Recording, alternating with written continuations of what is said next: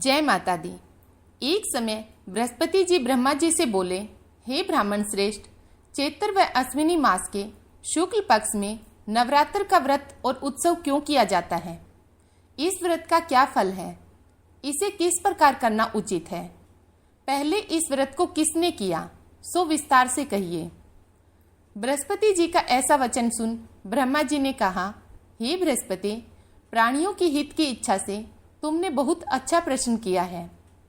जो मनुष्य मनोरथ पूर्ण करने वाली दुर्गा, महादेव, सूर्य और नारायण का ध्यान करते हैं, वे मनुष्य धन्य हैं। यह नवरात्र व्रत संपूर्ण मनोकामनाओं को पूर्ण करने वाला है। इसके करने से पुत्र की कामना वाले को पुत्र, धन की लालसा वाले को धन, विद्या की चाहना वाले को विद्या और सुख की इच्छा वाले को सुख मिलता है। इस व्रत को करने से रोगी मनुष्य का रोग दूर हो जाता है, मनुष्य की संपूर्ण विपत्तियां दूर हो जाती हैं और घर में समृद्धि की वृद्धि होती है। बांध्या को पुत्र प्राप्त होता है, समस्त पापों से छुटकारा मिल जाता है और मन का मनोरथ सिद्ध हो जाता है। जो मनुष्य इस नवरात्र व्रत को नहीं करता, वह अनेक दुखों को भोगता और कष्ट व रोग से पीड़ित हो अंगहीनता को प्राप्त होता है। उसके संतान नहीं होती और वह धन धान्य से रहित, भूख और प्यास से व्याकुल घूमता फिरता तथा संज्ञाहीन हो जाता है। जो सधवा स्त्री इस व्रत को नहीं करती, वह पति सुख से वंचित हो नाना दुखों को भोगती है।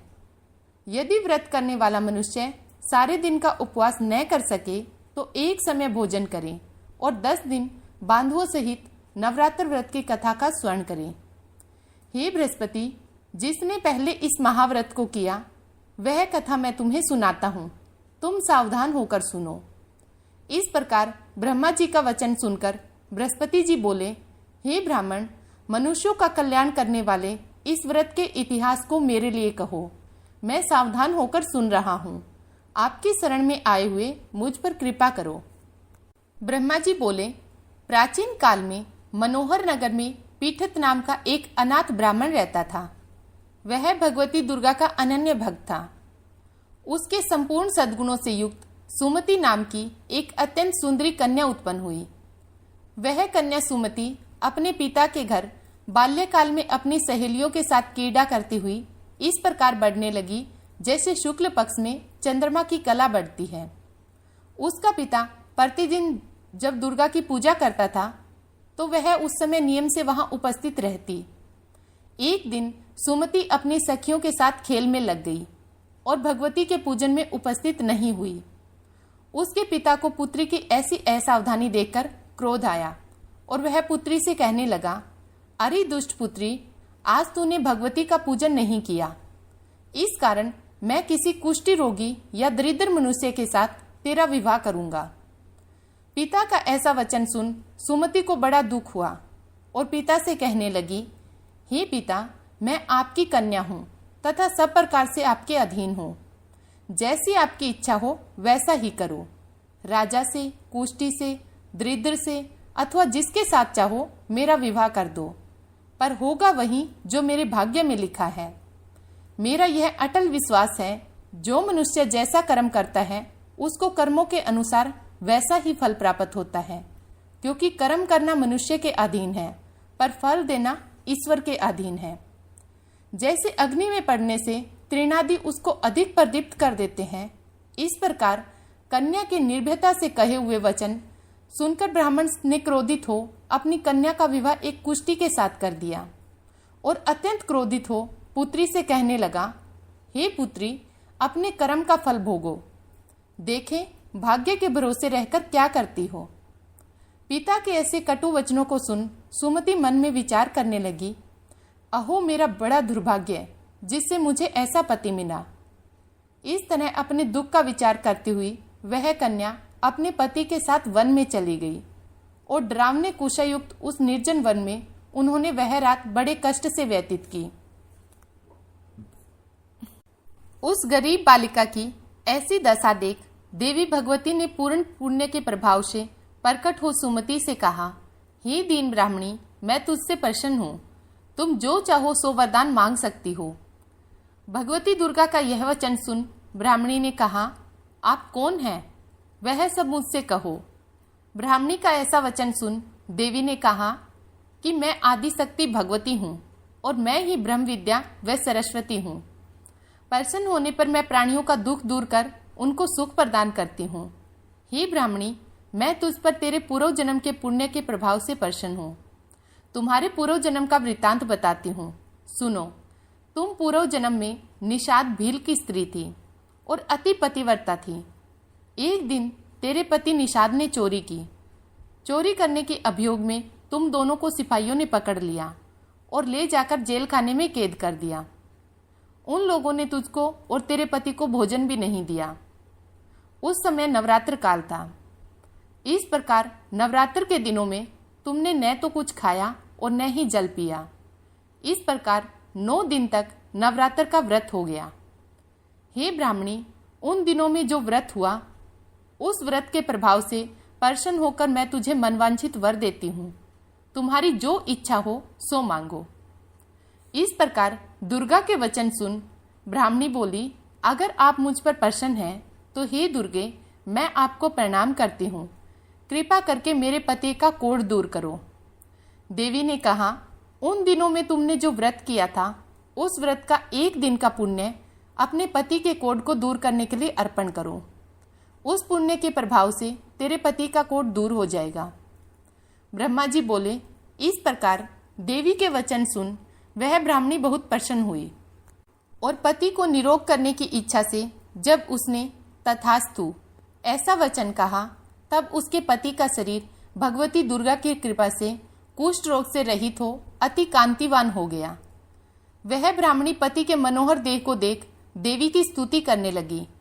हे दुर्गे, आप दुर्गति को दूर करने वाली, तीनों लोकों का संताप हरने वाली, समस्त दुखों को दूर करने वाली, रोगी मनुष्य को निरोग करने वाली, प्रसन्न हो मनवांछित वन देने वाली और दुष्टों का नाश करने वाली जगत की माता हो। हे अम्बे, मुझ निरपराध अबला को मेरे पिता ने कुष्ठी मनुष्य के साथ विवाह कर घर से निकाल दिया। पिता से तिरस्कृत निर्जन वन में विचर रही हूँ। आपने मेरा इस विपदा से उद्धार किया। हे देवी, आपको प्रणाम करती हूँ, मेरी रक्षा करो। ब्रह्मा जी बोले, हे बृहस्पति, उस ब्राह्मणी की ऐसी स्तुति सुन देवी बहुत प्रसन्न हुई और ब्राह्मणी से कहा, हे ब्राह्मणी, तेरे उदालक नामक अति बुद्धिमान, धनवान, कृतिवान और जितेंद्रिय पुत्र शीघ्र उत्पन्न होगा। ऐसा वर प्रदान कर देवी ने ब्राह्मणी से फिर कहा, हे ब्राह्मणी, और जो कुछ तेरी इच्छा हो वह मांग ले। भगवती दुर्गा का ऐसा वचन सुन सुमति ने कहा कि हे देवी दुर्गे, अगर आप मुझ पर प्रसन्न हैं तो कृपा कर मुझे नवरात्र व्रत की विधि और उसके फल का विस्तार से वर्णन करें।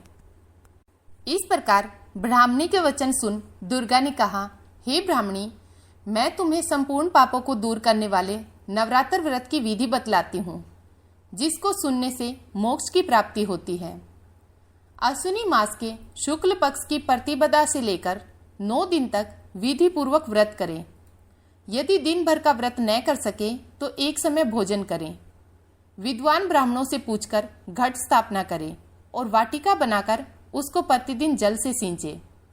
महाकाली, महालक्ष्मी और महासरस्वती देवी की मूर्तियां स्थापित कर उनकी नित्य विधि सहित पूजा करें और पुष्पों से विधि पूर्वक अर्घ्य दें।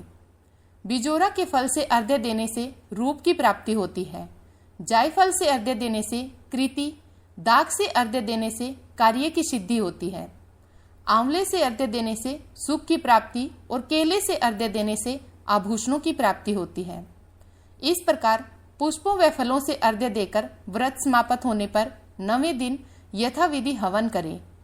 खांड, घी, गेहूं, शहद, जौ, तिल, विल्व, नारियल, दाख और कदम आदि से हवन करें। गेहूं से होम करने से लक्ष्मी की प्राप्ति होती है। खीर एवं चंपा के पुष्पों से धन की और बेल पत्तों से तेज व सुख की प्राप्ति होती है। आंवले से कृति की और केले से पुत्र की, कमल से राज सम्मान की और दाखों से संपदा की प्राप्ति होती है। खांड, घी, नारियल, शहद, जौ और तिल तथा फलों से होम करने से मनोवांछित वस्तु की प्राप्ति होती है। व्रत करने वाला मनुष्य इस विधि विधान से होम कर आचार्य को अत्यंत नम्रता के साथ प्रणाम करे। और यज्ञ की सिद्धि के लिए उसे दक्षिणा दे।